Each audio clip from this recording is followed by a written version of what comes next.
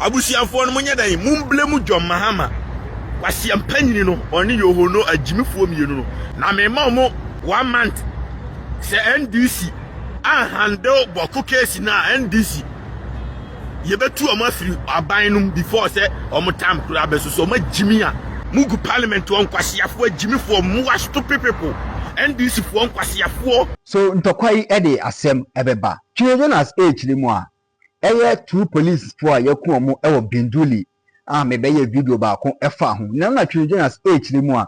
se yaku obi ewo Bawku ntokwari na eye sojani ana ye police ni dia o se de soboni na ede ma John Dramani Mahama ene IGP na omo ena ama we nyina ede aba enam Mahama nsem bi akoka ye abra oye campaign abusuya eha eye GH kwabi TV so message obe subscribe obe share obe like na woja wo comment ewo ase ho amaye abusuya se ye ba Bawku ntokwaye a ekoso ya endura yaku policefo mienu ewo Binduli na ama Jonas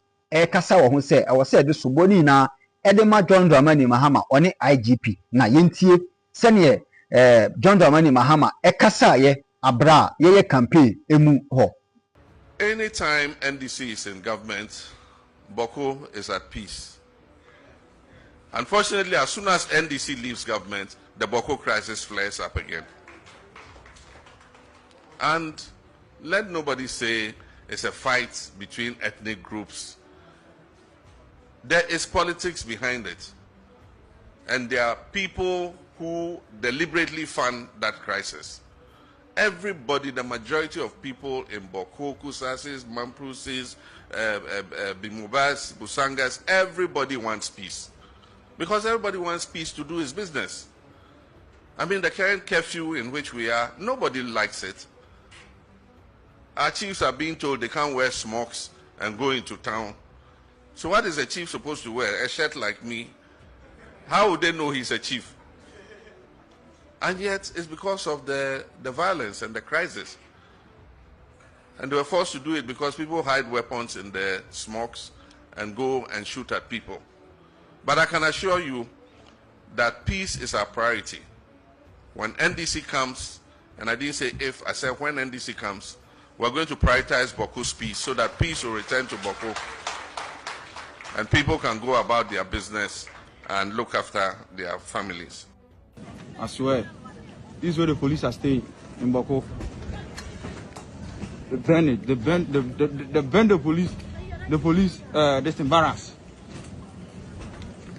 This is Bawku. This is happening here in Bawku. They are burning the police barracks. Yes.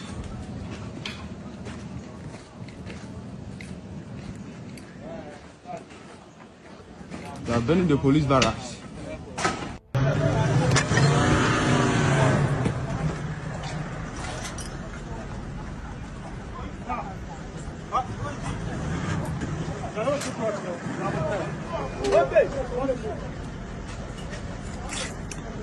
Oh, Chibadno.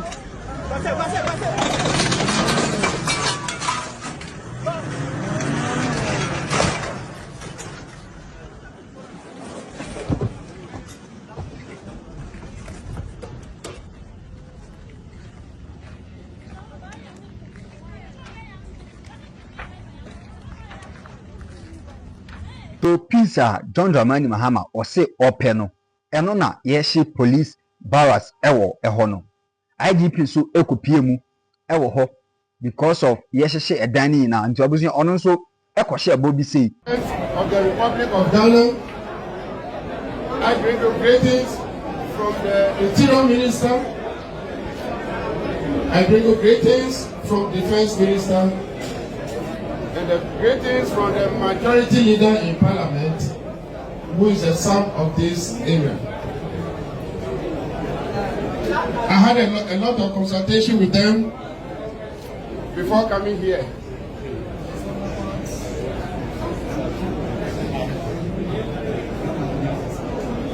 We are here, police, military, and other security services here, to provide security to Bawku. Some of us, we have been here in the years past we know Boku. Boku is an area where every security officer would like to come and work here before finally he goes on retirement. Today, some of us who saw that, we are not happy with what it is today. It is our prayer the Almighty God will bring the same glory of Boku back. I've come here to come and work together with you and also to ensure that our men that we bring here, they work according to the mandate. I've seen a lot of things that have been written on the placards, and we are going to work towards it.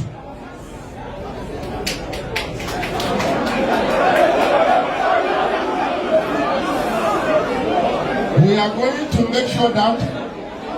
your concerns as you have shown on your placards, we are going to work according to it. We want everything that is worrying the people in this area about we, the security over here. Let us know. Just put your grievances to the overlord, and they will receive it, and we will make sure that we will correct those things urgently. Just forgive us. We have provided security in many other countries. Our duty is to be neutral, and to the best of we, the leaders in Accra. Bosha IGP ehye omo nyina omo sanso ekoto IGP ewa abra ono omo kasawie ya okọ no sei ena esiye ewo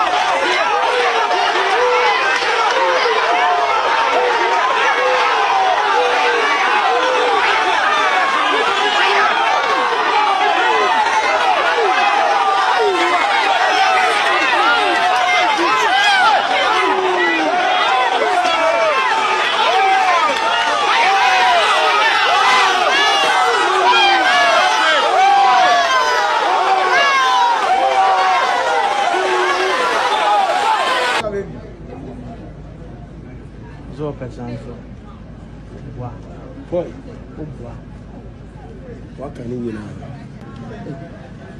Yeah.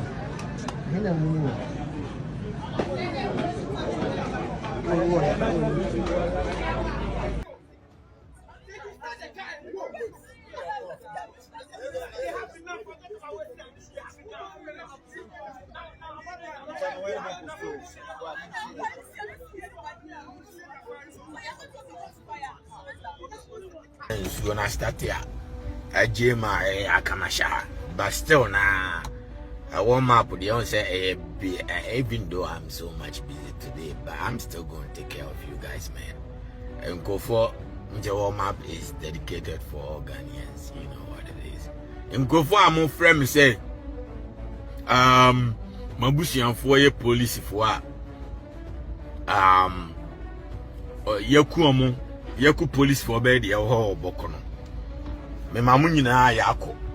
Me mabusi amfo nyina yako. But we no mumblemu John Mahama oni IGP. Nkwasiafo mienu no, sa yu hu no. John Mahama oni ni IGP no, mumblemu omo. Omo ye sell out. Omo ye sell out. Abusi amfo no munya dan mumblemu John Mahama. Kwasi ampanyini no oni yohono ajimifo mienu no omo ye sell out na mema omo 1 month se NDC handle Boku case na NDC ye betu omo afiri abanum before se omo time kura beso omo jimi a adentina yete Ghana ho Kumasi ni ekotutuo ebo police car ma ye de no ye kofa ne kotu prison enkrani ekotutuo ebo police car ma ye kofani to prison na mosima jimi mugu parliament won kwasiafo jimi for muwa stupid people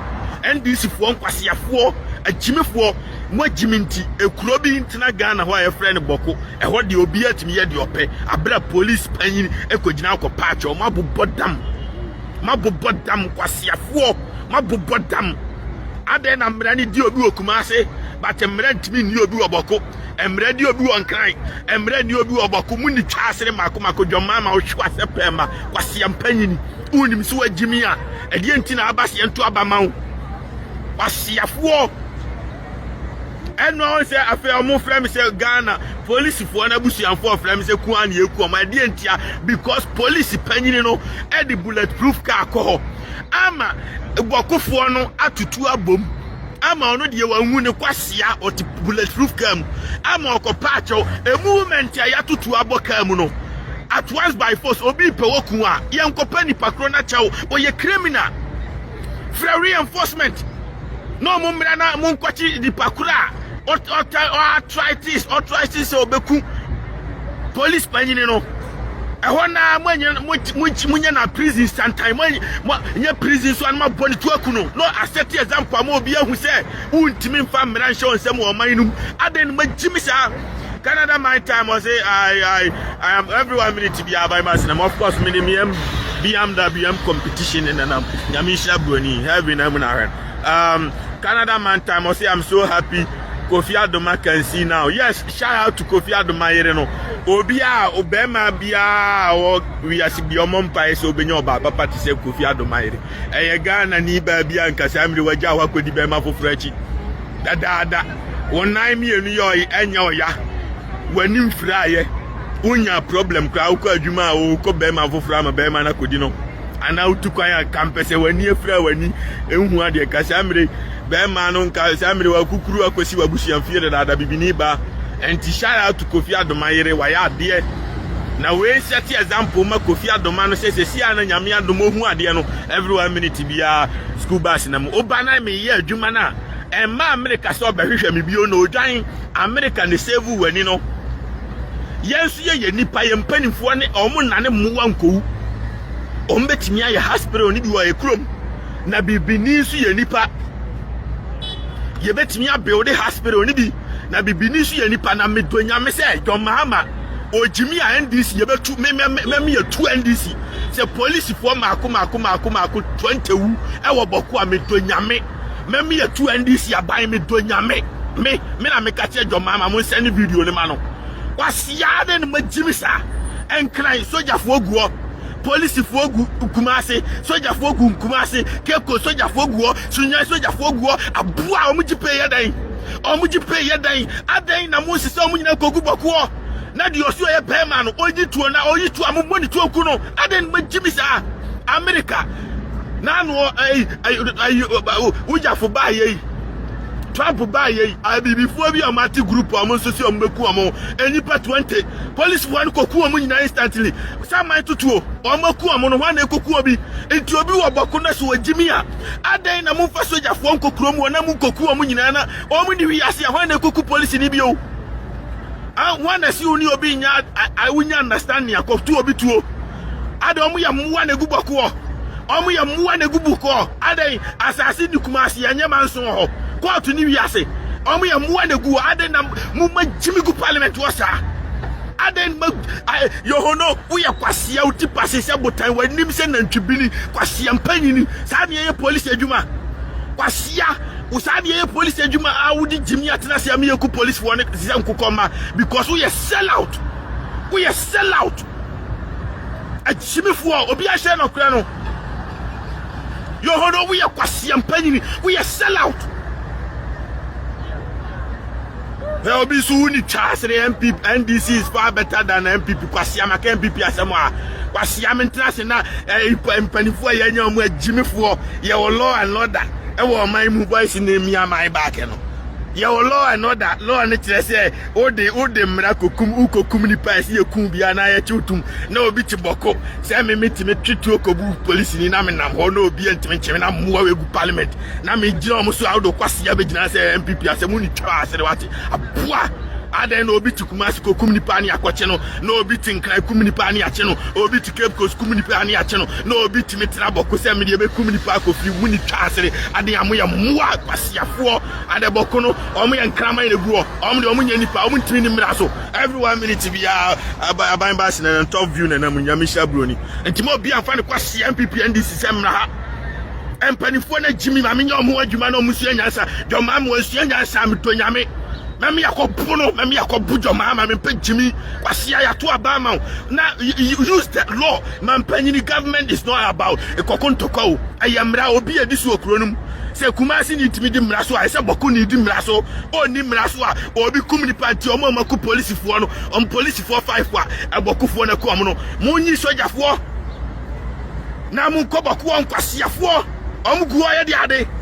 edan bia wo boko bia mun map soja fo mienu any police ni ba kum patrol ho obi okura tuo kuronum bia no mun ma announcement of any tuo mra wan fa ma mun ti omungu kuronum obonwo nwura fiem wa tuo sha odam bia ya chiwa ukodam 20 years ya bana ukura tuo fatu anfa tuo munku simple asem bia ni wa den magimisa aden magimisa okuromu as a leadership the kurom na jimi nku na mu jimi muwa Stephen Yao Mensa say I don't know why GM employs such a kind of person. What JJ Majo Mama kwasia too much. Majimi do na kwasia police panyini akosele police fo na me eku police fo se nkokoma e wo bokuo na kwasia fo ma pretend say monte say ko bibi ko se na mu gina ma pretend say ase bokofo no omo ye superhuman being until we are calling for peace abra nipa na kum nipa no a criminal until ase mo de reinforcement ko kromu na omo mkoku police fo ni na mkoku omo bi simple mukoku omo bi na kromu fo de sua nyansa se unku police ni nko free mosema jimi obi aku police ni na mo se pa na chew na IGP abua no ejina ho pa chew mo fatio ni nto na me ba be fam adwuma uni twasere uni twaba asere se obefa nkwas criminal police adwuma obefa criminal obi a onu timi ku police ni o ko fan police adwuma IGP yohoro wo ya kwase ampanyin o twose asida ndatwo kwase biba jimi abua ba Asia from Kasmeja Majmion. Canada man time I say the best thing Ghana have to do now is to change the new IGP. I don't even know what kind of work he's doing. Yes, yo no me pese. Your mama must solve boku case ni wia. Almost sano. No mo for bi oni mi nyansamra. We jime dodo. Canada man time I say very send for this shout out to Berry. Thank you. Obi anko Union Stephen anko subscribe say be the comment ba me hunu makan. And abaso so anu share no kre no. What you say na o subscribe and so comment bra na me modi because I am wadi no mutu a mu so bokofo so na boku kro ketekete wei. Me nante koton seed ho boku kro ketekete wei. Munuru the population of quarter of Nkran. Population of quarter of Kumasi. Na parliament for muwa muni twasere makumu guo. Na yoho no jimi majama bokofo muwa we nkwasiafo we eku police for free na ye wo mra wo man no ma che se untimi koku police ni nko free na mra ni ntimi nya adwuma oboko ba mra ye adwuma on kran na ye big no muni twaba asere dwama ma kwasia kan soja fo ko boku sesi aboba ko jimi ko nam nyesa soja fo police fo be 20 wu amito nyame dwama ma wo be ja konya na to Ubecha de be sure Ghana no ubecha konya na to aden machimisa Kumasi ni nimraso nkrani ni nimraso na boku ni nya de ope ade amabu podam enti yesi ano mo fre soja fo wa Ghana nyina mun koja mu wo na asante hene mun tie miye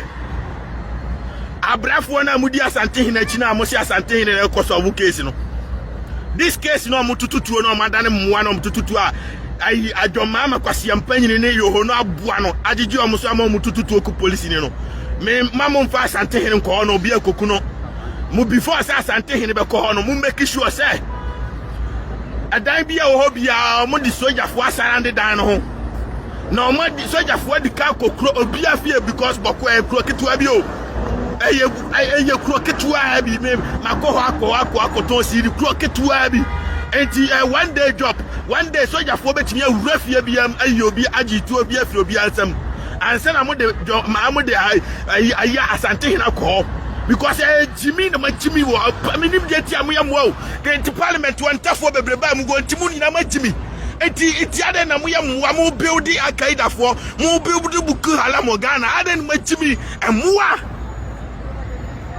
enkwasiafo say obi ti go say me makoku police ni ko free and na police fo na busiafo frame me omunsu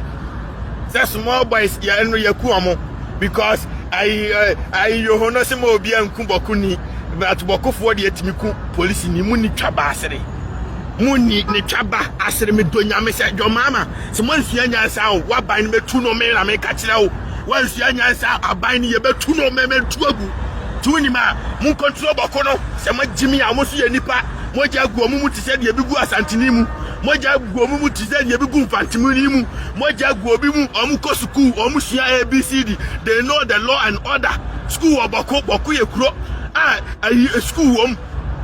ko school ko sua de they know the left and right na mo na ma Jimmy na mo jigita so amena born na mo ye mua asia obi obekum ni pa bia se mo kuni bi physical no bia okromo bia de set example say mi ko kum ni pa dia na mi say mi ko because mi ku no mbeba ba hwe bia kum bi simple na ma Jimmy dodo Canada man o se boko small town but very stubborn citizen that be a penifo na Jimmy omo na wo IGP mu a wa kona o ma try attempt so mu ku o lucky o cry o car na bulletproof enti tuo na abubo mu nyina no antimi anku na wasi forma obefra reinforcement in Cape Coast Mfante ama yaba kromu abechi kromu ofo nyina brom de omagu ka makogu prison no da bi wa Jimmy no wasi Africanum akogina ho pa cha yesra mo mamu ntutu omo ya kambio na yebefa mu police adwuma mo ya mua enkwasiafo mo ya mua sa ne police adwuma a moment to be a try so be cool na hona okodam straight ade na mo Jimmy sa omu na Jimmy shisha mo jije taso amata bon enti na me ka che jo mama no so onim no wan fa ne kwasia woni na bere wa no kwasia fo mienu mo anya adwuma ni ya me atuma ban no na me ka kire mo di o mai di kasa makasa na mama krowe ya Jimmy fo kwasia fo egu boko omo afiafi no mu ku Ghana police fo ade ya ma Jimmy na kwasia obi timi de ne peku police ni ko free a man know how are we safe police ni class da and citizen ya dia no be ye ade ya ma Jimmy na mu ku parliament wo more stupid people Canada man time was show we have I dampare ba na me kele bi o dampare de MPP fo Jimmy said de kula dampare na metene so amasore na metene so anama sorry I don't know the time and country now onkopa poli onkopa kromu afo ache onkopa sisa omu nyina gu prison koba sisa omu nyina ukuro kitikiti amu betimi de pusoja fo fa nde pe ebo wura kro numa obi a beto wuram ti anu an se mo ba before se mo be wura kro num no mo afa bokofo na amu ye police fo ni soja fo no numa mo ma shefi atale de pese wa hihye omu na omu kra wakitoki na standby team no mo share uniform no o ma sara ndi waka ewura num nyina o ma twakro no nyina hia enti de obedwane okro num no odwane no owura num ma body to akuno enti mu kum enipa 100 a anu anu no obi abe saranda musima Jimmy mu ja ai anyen a criminals o mainum abran kwasiafo taxpayers money le tuamka mo nyai criminals e o mainum mo nyai nkwasiafo o mainum abra mu be taxpayers money America crowd o mutimi free play eko Iraq any Afghanistan ko kum nipa be 100 because o mako America ni ba ko pew na obi ti Ghana e good police for anopa wi anyum na police panyini pacha muni twasere muni ni twaba asere kwasia 2 million di amamu no mo de yedan 2 million mo de yedan a Jimmy for Canada man ta say dampare IGP dampare should come back yes now your honor here what Jimmy change ni pabia kwasia usro bokofo Jimmy for we me ko bokokoto siri na me da kam na me sro mo na usro boko Jimmy for we boko boys wa mu afiafi we usro mo and your police no boy police ni said what policing are you doing obianuwa all Ghana, all was on ultimate to mission is some community park of free. It doesn't supposed to work like that. Community park, you have to face the law, court of law. It will be community park, and yes, ordinary person crowd or cook police in no police force a patch or money trabasity. Police for from your munna or musro because Yama that some woman cook Romo for and to Chromo for Momudium Cuomo. What kind of Jimmy Mama is this? My boy will come on my community 50 CCR and case guy will be a baby. I am my Jimmy, sir. What do you say? Any part time per Mama by me, you ever two abina. You ever two abina go make catch this or more incompetent or multi more minor. Police for 10 was they see any pattern and run you almost trainer. My part time per Mama by you ever two no. You better to buy na go make catch NDC for some so much Jimmy no mun team control croquet way no major mama than to traffic kunkum police for because ultimately police near onya Ghana near on armed on crap to our obey day near to Chromo nani pabone for community near the parliament ceasefire muni chabasre near taxima soja theater so anyway soja for no mugubara squad but yet me soldier for free Ghana eko la bay ya say omunko patanto kwa omunko peacekeeping na ye sika na etu omka no entime mo ye ho ban maintain peace we krom mo ye mo na mgu parliament o kwasia for stupid people. It's not a joke anymore. Obi a share no kra no Canada man time so all Bako citizens have to be arrested now. And your Bako now, and your group get to have been a Jimmy Bako and Papa. It is a group no more Jimmy Cook Munku Amunina free. I say, only wa some mind to two. Mema Bako wa na Vrongo Makoto Sidu Honina, and no Munina a Pabani Phobi, and almost free Bokena or no Mabe Jimmy. Oh, and to say Muku a message never cover Ghana the Jimmy on Bekuo, Ghana the Jimmy on Becho, Ghana the police 1 year hard. I send this asking and I say Kim a bear peace every 1 minute to be my master. And you'll be out about Jimmy O. And your group get to have been Jimmy today. I say, your mama Mugu Parliament on Quasia for Tiamo Cataspace money and Jimmy for what your mamma so be the Santina, Muriama Obiko Santina, Midonyame, and your mama's boo. Make our cratchiano, some Jimmy Obiko Santina, Quasia Majuma, Nya Santina Juma. I am Muma Juma. Some of you shoot Santino on control police and control soldier. On your maintain peace for Ghana. And to say if you move to Taswam and Abon, Quasia, problem between the reinforcement, a coco community pabone for any part 20 and a great to Mukuamu, you are why a great to any bio. Why a great to any bio? Why a great to bio, Miss Jimmy Lambert, now the Messiah Santini who are your mamma's bill. Mekano Cratiano and Tunima and Nada Santina man call Matuanco can say police in Panini Dania at the end of Santina on Matuan Crano. I have police for now or Mudan and Omuana Coban Hombayo and Tomu Janijan Neck on Unquano Mukuna Midonyame or Jomama Subu becoming my Jimmy Moji Tasso Quasia case way. Me met him the one day stop on.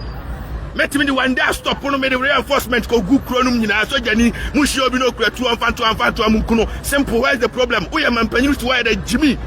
Toyomo Quasia Boko for no me, why can I cry Mudos Bebeno, Mutri maintain peace, Kumasi Mudos Bebeno, now croquet Majamo Mujimi, everywhere better, everywhere, why for Subeti group. Everywhere, and we can't pay Bronia Samno, Bronia and Casamino police for Nakuamun every year. Opa Mobi Koku Americani, and found Soku Americani in Afghanistan, and found Soku Pakistan, on Baba Kumbi. On Baba Kuni, we are Sibio as an Estamoma. On Baba Kutampo Masamno, the democracy by law of order by. Uja always so criminal, so no I could criminal, Chow sell it. Police for I won't sell police for say sell out. Because you need chance, they say you are so ignorant, you need chabase. I brought for man and I'm Yamisha Bruni here every now and then.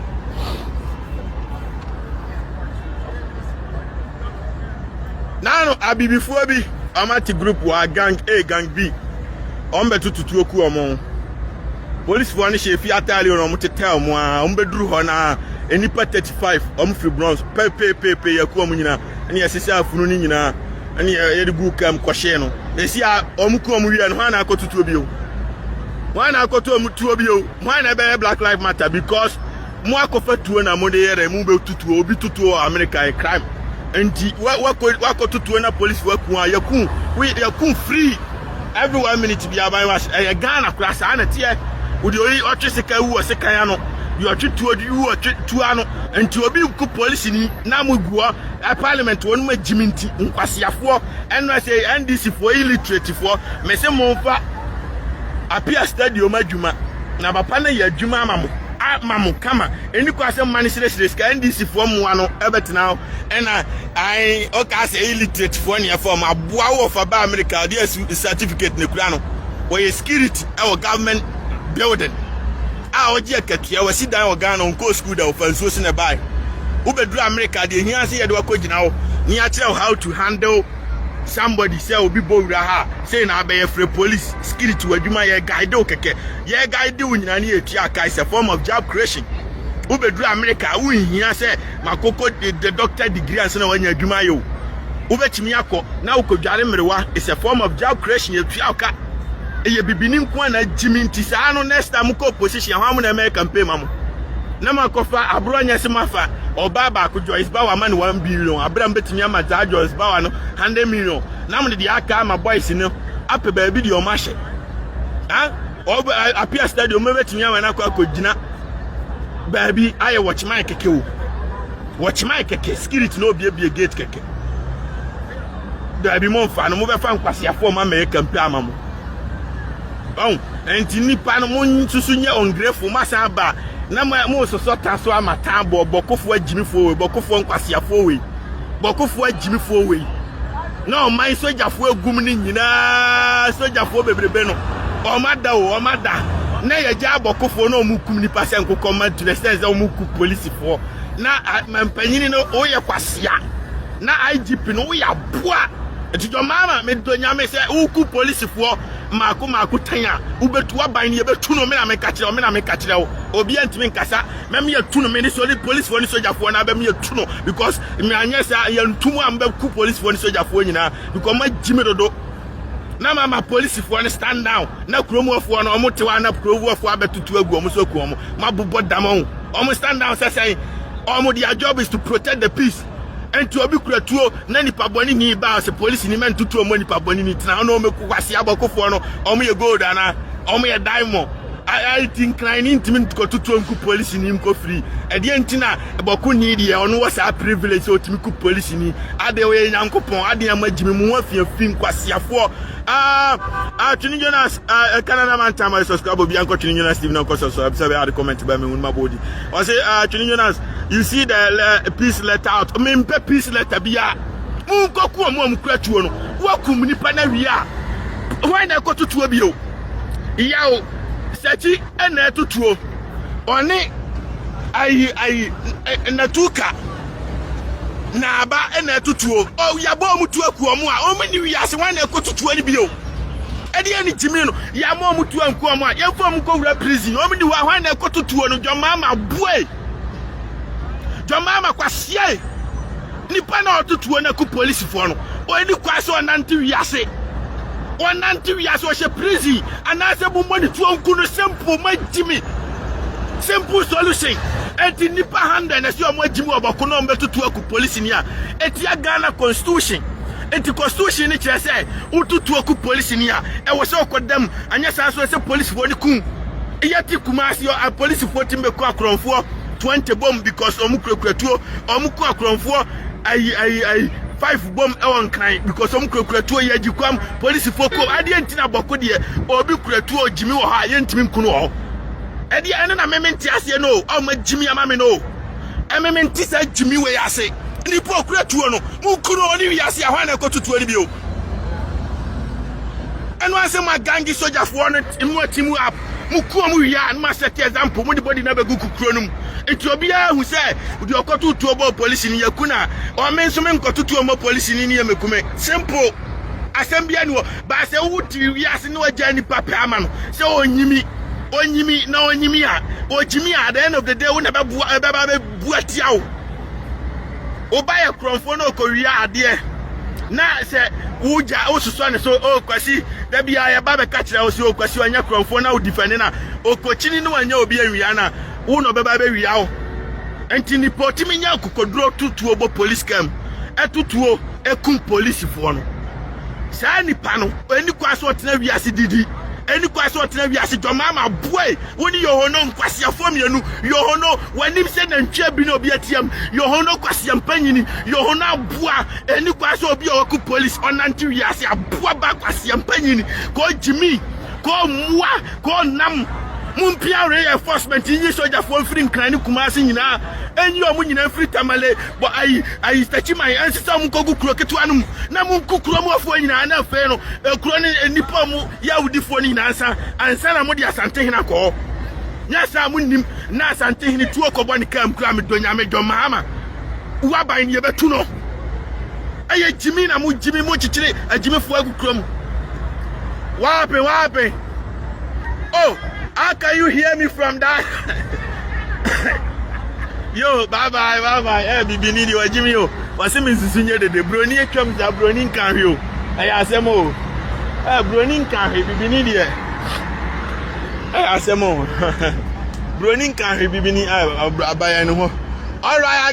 got you. I'm going to sit in my car that way I don't make noise. All right, have a good day, brother. Eh, asemo. Anyway, me ya because your mama be kumi akwaye kwase amadu wan ansi amu abaye adwuma ya wo be kumi afere America obi metutu mo police cam and survive 30 seconds grant wo ye den be ba be kum wo ye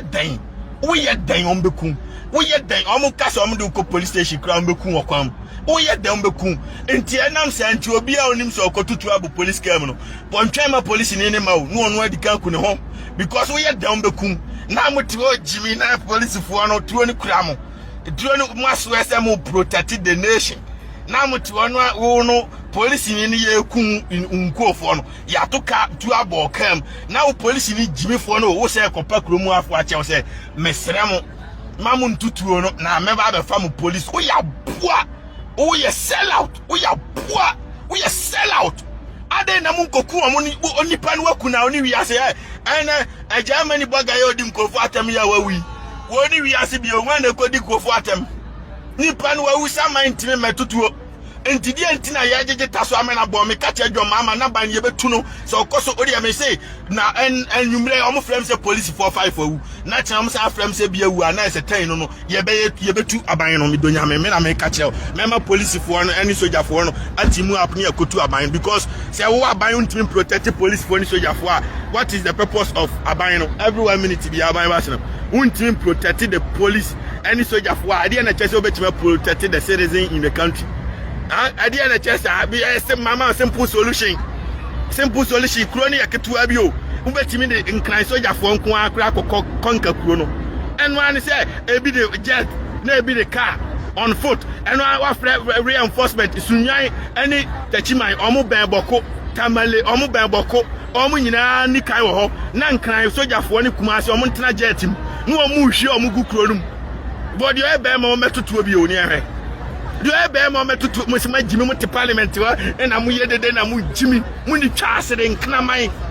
a Jimmy for many make kind of crash your mamma no say I'll move my your coup police for any soldier for 1 and 1 me a 2 abino me I make cano me I make catch them me a 2 abine because I buy out to protect the police the security services and you are useless we are quasi abine we in fast will be a new so Jimmy say abaya or no kromo no won't protect the police won't protect the soldiers abra nya wo na akoto america wo kokontoko instruction keke na ade ma mo yo hono kwasia no koduru ya na anya hu na okasa na no ho po chechecheche kwasia sei IGP mu a usuro bokofo Jimmy fo we IGP mu a usuro bokofo kwasia fo we IGP mu a okasa nyina na ho po chechecheche we aboa yohono uni twabasere yohono unfiwate yohono kwase ampanyin we Jimmy fo me man afu be no ni say the don na boy bi kotutu eno kra nya police ni o kotutu aba omo aho omate gang A gang B police fo ne ba omo ku omo nyina instantly omo ku ni wie na omo police won atam funu ko ma ne ma me ofie the next time wo ba wi ase atete no e de na ma me nitimi yae ku am bibi 40 ko ma wa America wa ase me bo bia be bodua timi ku omo sha one day timi ku 100 bom ye na wo be because why obi ansoma ase ma ba nkotutuo otutuo me ku no nti ade na boko no obi timi kuma ase kura timi ko fatuo enkobo police cam na nko frida police won be bo otu aku kuma ase nyina o enkran nyina na mu kreti jimi e wo ba ekuro ba ko pe mu kreti jimi mama mu guo jimi na evi antimi nkasa na mu guo jimi nkwasiafo mu ni twasere mako muni chabasere mako o de jo mama me kalo kwa che we just comedies me kwa executive meeting or wet tracer e wo me BMW competition powerhouse ke to an blue no enti in a proper time mama bring you guys warm up ya den Jimmy ya better so it's not man of course you know where we are in the grassy of New York City baby we run the city man